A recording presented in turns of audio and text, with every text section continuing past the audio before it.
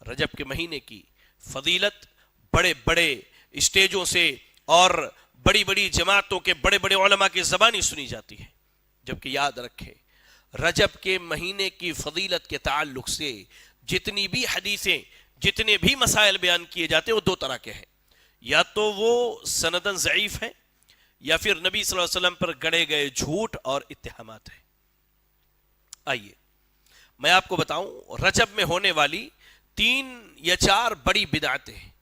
پہلی بدعت جو ہے صلاۃ الرغائب کے نام سے ہے۔ رجب کے مہینے میں ایک خاص نماز کا اہتمام کیا جاتا ہے، اس کی لوگوں نے اس خاص نماز کی کیفیت جو ہے خود سے گڑھ کے نبی صلی اللہ علیہ وسلم کی طرف منسوب کر دی ہے، اور اس کے تعلق سے جو حدیث بیان کی جاتی ہے بڑی لمبی حدیث ہے، اس کی ابتدا کیسے ہے کہ کہتے ہیں کہ اللہ کے نبی نے فرمایا، میں وہ حدیث سنا رہا ہوں آپ کو، اللہ ہم سب پر رحم فرمائے، رجب شہر اللہ و شعبان شہری و رمضان شہر امتی، یہ حدیث ہے، بڑی لمبی حدیث ہے، اس کی ابتدا یہیں سے ہے کہ رجب اللہ کا مہینہ ہے، شعبان نبی کا مہینہ ہے، اور رمضان اللہ کے نبی کی امت یعنی ہمارے لیے مہینہ ہے۔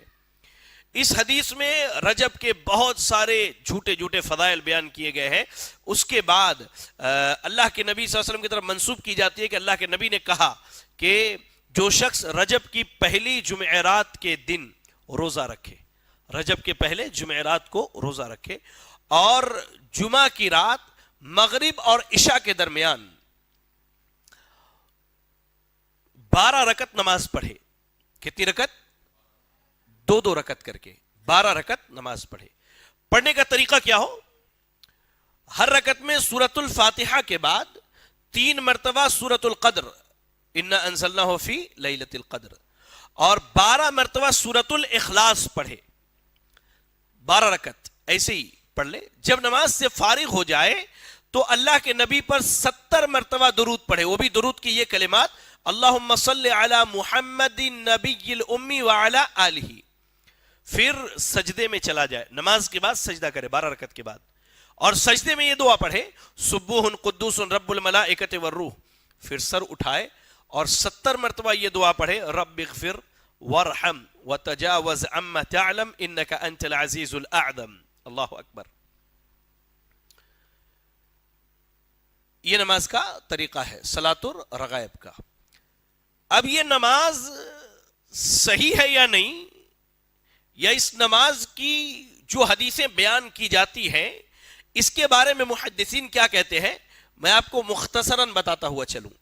سب سے پہلی بات، امام ابن الجوزی رحمہ اللہ نے ان کی شہرت آفاق کتاب الموضوعات، جس میں انہوں نے صرف انہی حدیثوں کو لکھا ہے جو حدیثیں نبی صلی اللہ علیہ وسلم پر گڑھی گئی، آپ کی طرف جھوٹ منسوب کی گئی، آپ نے صلاۃ الرغائب کی اس روایت کو اپنی کتاب الموضوعات میں ذکر کیا ہے۔ یعنی اس حدیث کی سند کیا ہے اور اس حدیث کے الفاظ کیا ہے، نبی صلی اللہ علیہ وسلم پہ گڑھے گئے جھوٹوں میں سے ایک جھوٹ ہے۔ اور امام ابن الجوزی رحمہ اللہ کہتے ہیں کہ اس حدیث کے گڑھنے کا اصل ملزم جو ہے وہ ابن جہزم نامی شخص ہے، جو بہت جھوٹ بولتا تھا، جو بہت کیا ہے، جھوٹ بولتا تھا۔ اور شیخ عبد الوہاب رحمہ اللہ الحافظ شیخ عبد الوہاب الحافظ رحمہ اللہ کہتے ہیں کہ اس حدیث کی سند میں جتنے بھی راویوں کا ذکر کیا گیا ہے وہ سب کے سب مجہول ہے، کسی کے بارے میں کوئی تاریخ نہیں ملتی ہے۔ اسماء الرجال کی کتاب جو ہے، اسماء الرجال کی جو کتاب ہوتی ہے اس میں کیا ہے، حدیث کے راویوں کی پوری حالات زندگی ہوتی ہے، لیکن صلاۃ الرغائب کی روایت کرنے والے راویوں کے بارے میں حافظ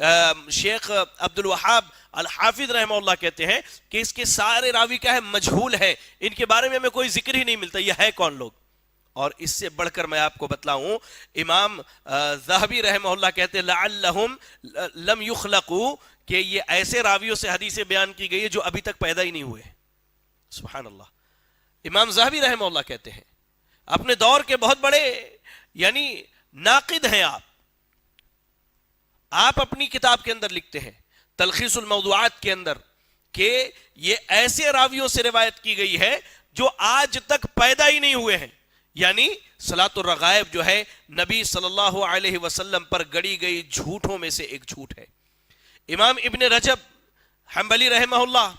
لطائف المعارف فیما لمواسم العام من الوظائف اپنی اس کتاب میں کہتے ہیں ماہ رجب کے پہلے جمعہ کی رات صلاۃ الرغائب پڑھنے کے متعلق جو احادیث مروی ہیں وہ سب کی سب جھوٹی، باطل اور غیر صحیح ہے. اور یہ نماز جمہور علماء کے نزدیک بدعت ہے جو 4 صدی ہجری میں ایجاد کی گئی.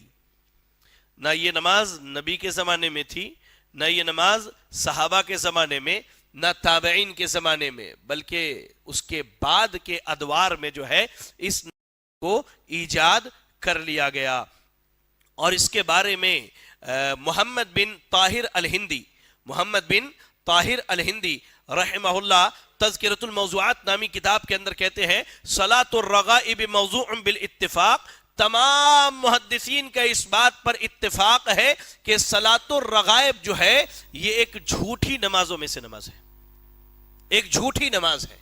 اور اس کی حدیثیں باطل ہے اور جھوٹی ہے. حتیٰ کہ امام شوکانی رحمہ اللہ الفوائد المجموعہ کے اندر ارشاد فرماتے ہیں قد اتفق الحفاظ على انها موضوعة ووضعها لا يمتري فيه من له ادنى المام بفن الحدیث. بہرحال بڑی لمبی بحث کی انہوں نے کہتے ہیں کہ